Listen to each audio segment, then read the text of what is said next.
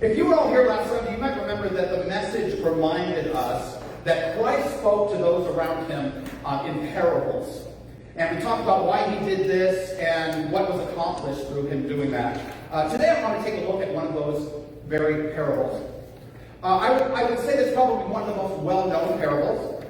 Many people who don't even identify as Christians say that they kind of know the idea, at least, behind this parable. And the name that we've given to this parable has actually made its way into popular culture. Today I want to look at the parable of, you probably guessed it, the prodigal son. In this story, there is a man who has two sons. It begins when the younger of the sons asks his father for his share of the property that was to be willed to him. By the way, that was not cool.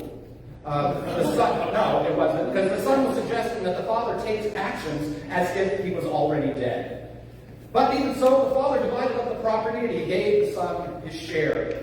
Now, shortly after the son took his inheritance, he traveled far away. And he ended up partying like it was 1999. Or in his case, partying like it was 2.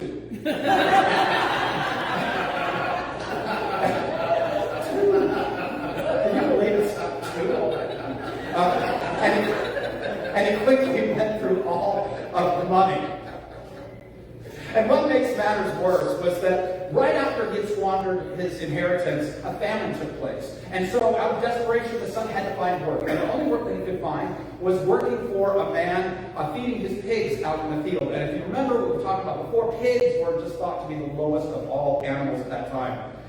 Things were so bad that the son would have eaten the food that he was feeding to the pigs, but even that wasn't allowed. He thought he had become lowlier than even his father's hired hands. And at his very lowest, he made the decision to return home and ask the father for forgiveness. He decided that he would tell his father that he had sinned against him. He would say that he was no longer worthy to be his father's son. And he would ask his father to just treat him like a hired hand, because at least that would even be a step up. So he made his trip back home. And as he was nearing the house, his father caught sight of him, and the father was filled with love, and he was filled with compassion. And he ran to his son, and he hugged, and he kissed him. But just as he had planned, the son said, "I have sinned against you, and I am no longer worthy to be your son." But before he could finish, the dad called out the servants to bring out his best robe and put it on his son, to bring out jewelry and sandals for his feet. He called for the fattened calf to be killed so that there could be a celebration. Now enter the next character in the story, the older son. He happened to be out in the field working, and he was coming back to the house, and he heard the celebration. He heard the music. So he asked one of the servants what was going on. He found out that his brother had returned and that the father had killed the fatted calf for celebration. Well, of course, the older brother became angry. He became so angry that he confronted his father, and he said, "For all these years, I've been working for you like a slave. I've done everything you've asked, and you didn't even give me a goat so that I could celebrate with my friends. But my brother comes back, and you kill the fatted calf in celebration." And the father said to him, "Son, you are always with me, and all that I have is yours. But we had to celebrate and rejoice, because this brother of yours was dead, and he's come to life. He was lost, and he has been found." Amen. Now, one of the reasons this story is so well known is because of what we can take from it. This parable isn't one that just teaches us one lesson.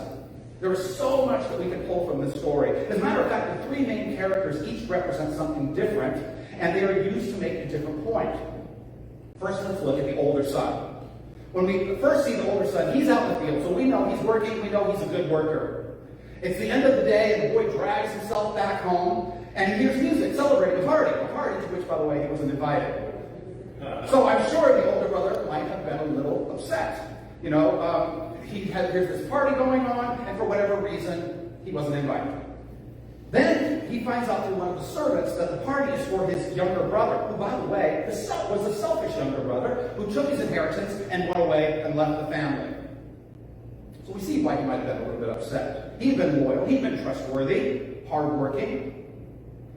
I think that we can sometimes feel a little bit like that son sometimes in our lives. Many of us have felt that we weren't being appreciated or acknowledged for our contributions. It's why some people leave church, by the way.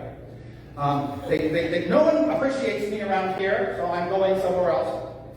I come to more meetings than anyone else, and no one points that out. I always make the most potato salad for the picnic, and yet she always gets the solo for this month's choir concert pancake breakfast. Much like the older son, we can see someone else being celebrated and decide that it is an indifference to us. But when an outsider looks at the situation, it's apparent to them that we're probably not even part of the solution, of the equation. That's one of the great things about parables, is that they're like mirrors that we can hold up in front of our faces. They allow us to be one of those outsiders, observing ourselves. Like the older son, we can forget what we already have. We can forget that we already have everything that we need as part of the realm of God. So what about the younger son, the one who went away, the rebel? Well, within this story, the younger son represents all of us who have a calling to be a part of the realm of God, but we can't seem to stay on the path that we've been given. Prodigal actually means wasteful, squandering, thriftless, and that may cause us to think about the money that he went through. So it makes sense. But there's another translation. Have you ever heard it called the lost son? Very often you'll hear this called the lost son. It references the father's statement when he says, "This brother of yours was dead and has come to life, and is lost, but now found." So rather than just focusing on the wastefulness of the money, lost takes into account the son's loss of his way, his disrespect for his father, his arrogance, his disconnection to traditions, his veering off the path, his being lost. Who of us has not felt that way? Most of us can look back at times in our lives when we would describe ourselves as being lost. We've strayed from what we knew was right. We may have become estranged from the church or even from God. We may have experimented with drugs, experienced addictions. Sometimes we may have done something for which we feel so ashamed that, like the younger brother, we feel that we are not worthy of God's love. Just as the son went on his adventure because he believed that he could do it on his own, that he could make it alone, we find ourselves feeling that we're not worthy of God's love because we sometimes think that we can make it on our own, make it alone. And it's only when the younger son comes to the father and admits that he cannot do it alone that he sees that the father has always been available, always been compassionate, loving, and full of grace. And of course, these are all traits of God. So that brings us to the father of this great parable. The father gave money to his young son, surely believing that he was making a mistake. He knew that the son wasn't aware of or equipped for what he was getting himself into. And the father didn't only allow him to go, but he gave him the money to do so. Now, I believe that the father always knew that the son would come back because the father knew what he had taught to the son. The father in the parable of the prodigal son is God. God sees our decisions. God sees our poor decisions. God sees us stray. And just as the younger son returns and the father shows unconditional love, God waits for us with endless unconditional love. The father of the story is a shining example of grace, of God's grace. When we stray, we are loved. When we return, we're celebrated. We are part of the family of God, and therefore we always have a place to come home to because of the goodness of God's grace. We can take the grace of the father of the parable, and we can take the grace of God as a reminder to ourselves that we too need to be mindful to act with grace. If we hold high the grace that God has for us, we must also hold high the importance of our dispensing our own grace. We are all prodigal sons and daughters. So that if God receives prodigals such as us with such unconditional love, how can we not forgive and forget the transgressions of others? How can we not show grace? Showing grace isn't always easy. If it was, selfish people would do it. Grace takes work, introspection, forgiveness, and compassion. But it is through our own acts of grace that we will truly know God. We are all called to always try to relate to others as God relates to us, with hearts that are full of grace. Has anyone ever heard of Sir Edwin Landseer? Anyone? No. I have, until earlier this week. During the Victorian era, he was one of the most famous painters in the world.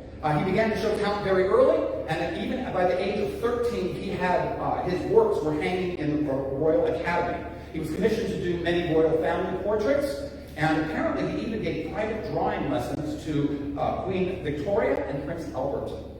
However, he's best known for paintings that he did of nature in the Scottish Highlands.